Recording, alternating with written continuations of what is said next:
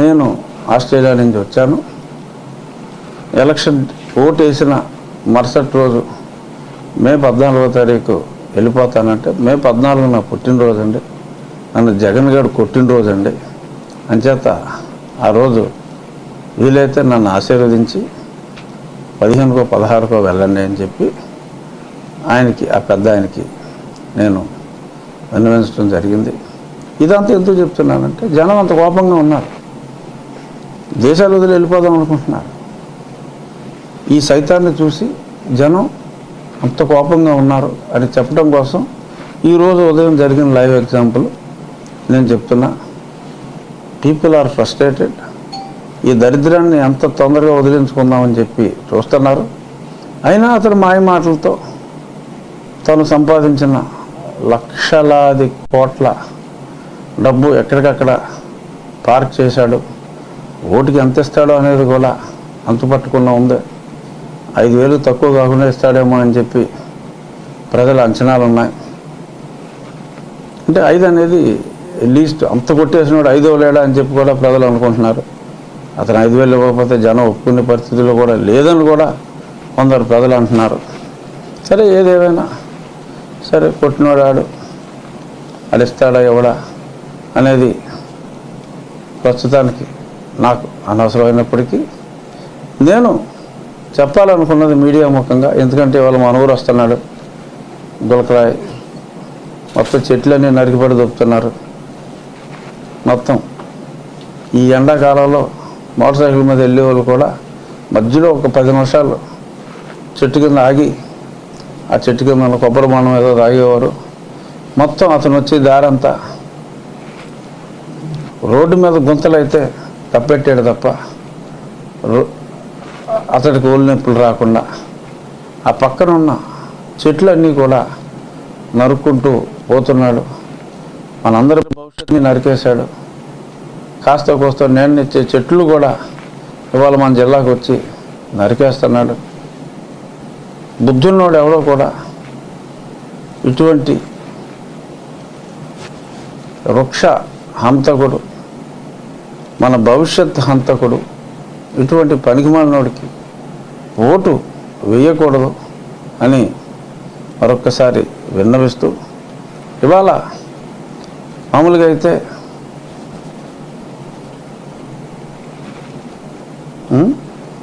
ఆయన మద్యం గురించి కూడా ఊరికి ఒక ముక్క చెప్పుకుందాం. మన్యం వీరుడు అని ఎవరిని అంటారు? మన ఏరియా మొగల్లో పుట్టాడు. ఇవాళ అటు వస్తున్నాడు మద్యం వీరుడు. గన్నం వీరుడు ఆయన అయితే మద్యం వీరుడు మనోడు.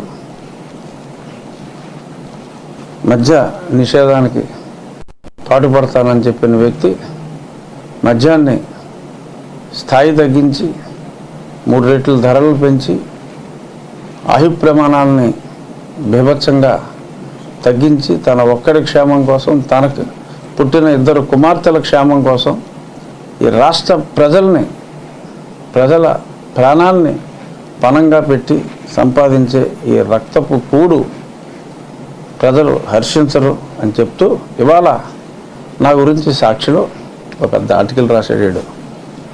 ఏంటంటే, గతంలో ఈడీ నా మీద ఒక 40 కోట్లు పెనాల్టీ కట్టమని చెప్తే, అదేంటి ఒక కంపెనీకి వచ్చిన ఇన్వెస్ట్మెంట్, అది ఒక ఇన్వెస్ట్మెంట్ కంపెనీలోకి వచ్చి ప్రాజెక్ట్ కంపెనీలోకి వెళ్తుంది. ఆ ఇన్వెస్ట్మెంట్ కంపెనీ నేను గతంలో ఇన్కార్పొరేట్ చేసిన ఒక కంపెనీని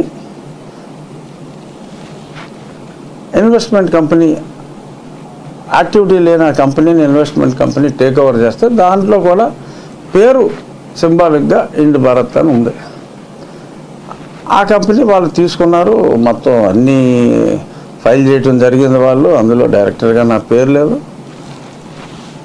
కమ్యూనికేషన్ గ్యాప్ వలన వాళ్ళు మిస్అండర్స్టాండ్ చేసుకుని నాకు ఒక 40 కోట్లు పెనాల్టీ వేసేమని, ఎందుకు వేయకూడదని, అదే పెనాల్టీ కట్టు 45 రోజుల్లో అంటే నేను కోర్టుకు వెళ్ళా.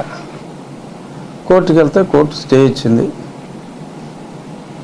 నేను కోర్టుకు వెళ్ళినప్పుడు 45 రోజులు గడువులోపు స్టే ఇవ్వాల, టైం ఉంది కదా అని అప్పుడు సాక్షుడు అదే పరిధిగా రాసేవాడు, చెత్త నా కొడుకు. స్టే నిరాకరించిన హైకోర్టు అని రాసేవాడు. స్టే ఇచ్చిన తర్వాత ఈ నా కొడుకు మళ్ళీ మాట్లాడాల. ఈ నా కొడుకు అని నేను గద్దించి మరీ చెప్తున్నా, ఎందుకంటే ఆడంత చెత్త నా కొడుకు కాబట్టి. సాక్షుడు ఓనర్ అవడం నాకు తెలియదు. మళ్ళీ రాయలా. మళ్ళీ ఇవాళ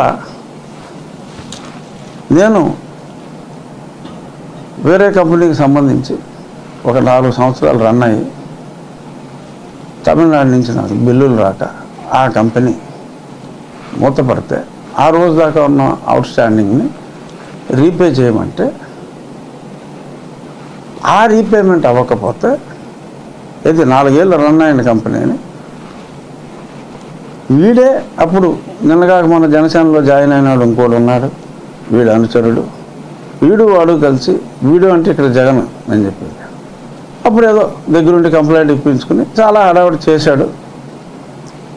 అసలు సర్క్యులర్, ఆర్బీఐ సర్క్యులర్కి దీనికి సంబంధం లేదు, ఇది కరెక్ట్ కాదు అని చెప్పి సుప్రీంకోర్టు నాకు స్టే ఇచ్చింది. ఇప్పుడు అది మళ్ళీ ఆ స్టే వెకేట్ చేయండి, మేము ఇన్వెస్టిగేషన్లో ముందుకు వెళ్ళలేకపోతున్నాం అని అడిగితే స్టే వెకేట్ చేయకుండా ఇంకో 2 వారాల తర్వాత వింటాము అని అన్నారు.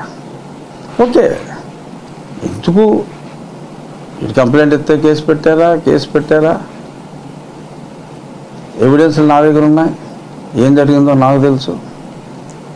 కానీ ఇంత చెత్త నా కొడుకులు లక్షల కోట్లు ప్రజల సొమ్ములు తినేసి 36 కేసులు ఆడి కింద పెట్టుకుని ఆడి కేసుల గురించి మాట్లాడకుండా, నిన్నగాక మొన్న హత్య చేసిన కేసు గురించి మాట్లాడకుండా, నాకు ఏదైతే గతంలో స్టే వచ్చిందో అప్పుడు రాయకుండా, ఇవాళ కూడా అందులో స్టే వచ్చిందని కూడా రాయకుండా ఆ ఈడీ ఇచ్చిన నోటీసులో, ఈడీ ఎలా నోటీస్ ఇచ్చింది, సిబిఐ ఎలా ఇచ్చింది, మొదటి పేజీలో నా కొడుకు ఇంత, మళ్ళీ లోపల పేజీలో ఇంత నా ఫోటో వేసి,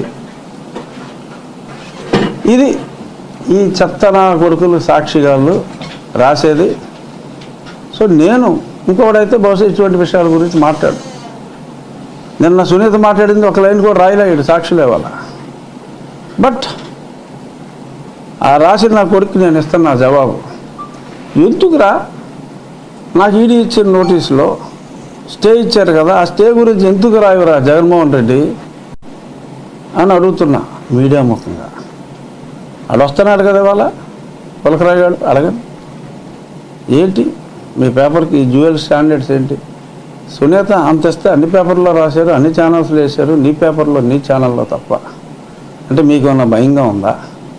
హత్య మీరే చేశారని అడగండి, తప్పులేదు. నేను ఓపెన్గా చెప్తున్నా, నా మీద ఇలాంటి అభియోగం ఇచ్చాడు, సుప్రీంకోర్టులో నాకు అది కరెక్ట్ కాదు అని వెళ్తే నాకు స్టే వచ్చింది.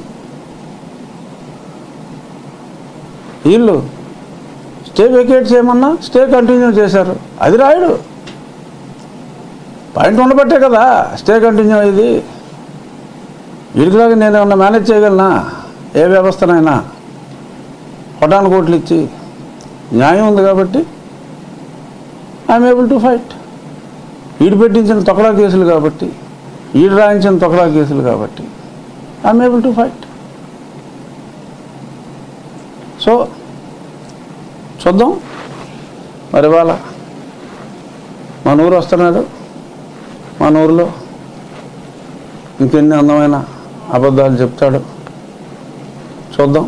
మీరందరూ కూడా వెళ్తారు కదా ఇప్పుడు అక్కడికి. ఎన్నింటికి వస్తున్నాడు? మీతో మాట్లాడ్డా?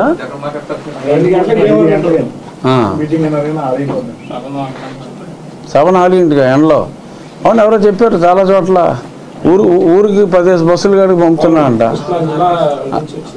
ఆ ఖాళీ బస్సులే వస్తాయి, బస్సుకు 10 మంది వస్తారు.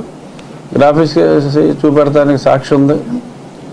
సో పొద్దునుంచి కరెంట్ లేదంటే ఊళ్ళో, ఇప్పుడు సాయంత్రం వచ్చేదానికి పొద్దునుంచి తీసేయడం ఎందుకో మనకు అర్థం కాదు. చూద్దాం ఇంకెన్ని పంగలకర కథలు వస్తాయి, ఇంకెన్ని వస్తాయి.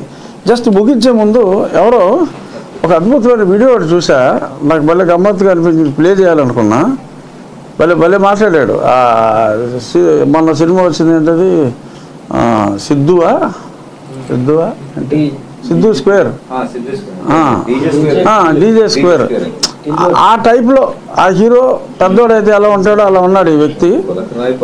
జగన్మోహన్ అవును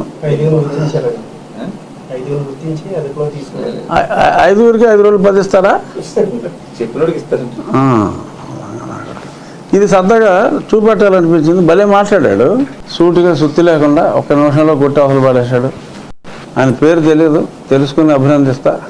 ఈలోపు మీడియా ముఖ్యంగా ఆయన అభినందిస్తున్నా. డెఫినెట్గా ఆయన ఆంధ్రప్రదేశ్ వాడు అయితే కాదు, తెలంగాణ అయిండొచ్చు బహుశా. అయినప్పటికీ కూడా మరి వారి స్నేహితుల కష్టాలు అన్నీ చూసి బహుశా అతను చెలించి మాట్లాడాడు. వారికి నా ధన్యవాదాలు. చూద్దాం ఇవాళ జరగబోయే డ్రామాలు ఎలా ఉంటాయి ఏంటో చూసి బహుశా రేపటికి మరి జగన్మోహన్ రెడ్డి నిన్న ఉండిపోవలసిందే అని చెప్పి సాక్షిలో వార్త రాశాడు. మీరు చూసారా? ఏదో ట్రై చేస్తున్నాడు చంద్రబాబు నాయుడు గారు నాకు ఎంపీ సీటు కోసం, కానీ అదేం జరగదు, వాళ్ళు ఇవ్వమని చెప్పేశారు. మరి వీడు చెప్పినట్టున్నారు, వీడు మాట్లాడుతున్నట్టున్నాడు. అక్కడ డెఫినెట్గా ఇతను ఇన్ఫ్లుయెన్స్ అయితే అక్కడ ఉన్నట్టుగానే అనిపిస్తుంది. ఏదైనా మరి నిన్న సాక్షి కథనం ప్రకారం ఉండిపోవలసిందే అని చెప్పాడు. మరి అది నిజమవుతుందా లేదా అనేది బహుశా సాయంత్రానికి క్లారిటీ వస్తుంది.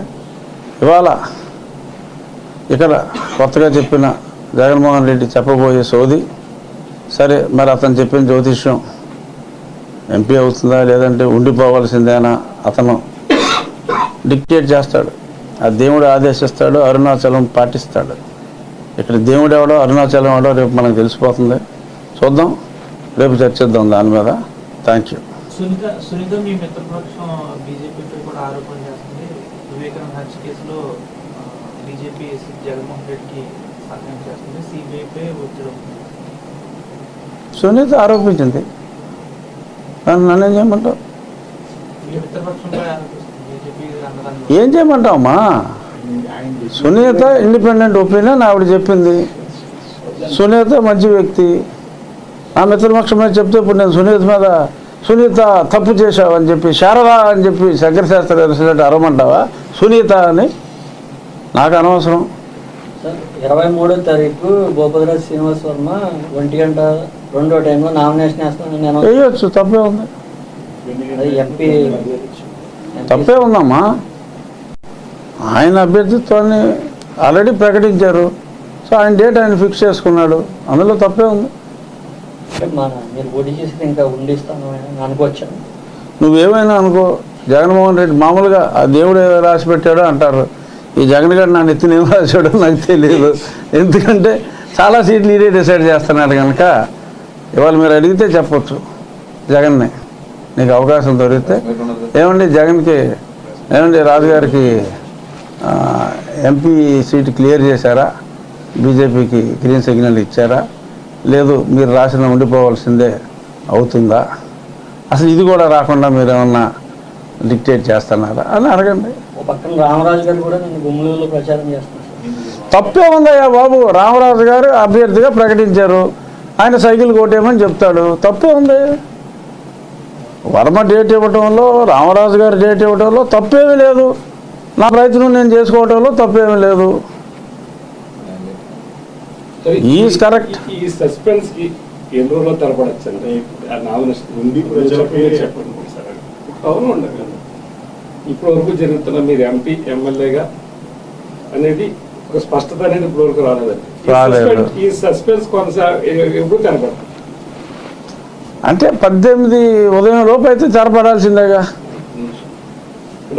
దాని తర్వాత అవకాశం ఉండదంటారా? నామినేషన్లు స్టార్ట్ చేసే లోపు అవకాశం ఉందంటారు. అంటే సస్పెన్స్కి తెరపడిపోతుందని నేను అనుకుంటున్నా అప్పటికల్లా. ఓకే, అంటే మీరు నర్సాపురంలో నామినేషన్ వేసినప్పటికి మీరు ఇండిపెండెంట్ గా అది అప్పుడు 2014 స్టోరీయా? ఆ స్టోరీ ఎంతలే అది జరిగినప్పుడు అలాంటిది మళ్ళీ ఏమైనా పునరావృతం అయ్యే అవకాశం ఉందంటారా అని అడుగుతున్నాను సార్.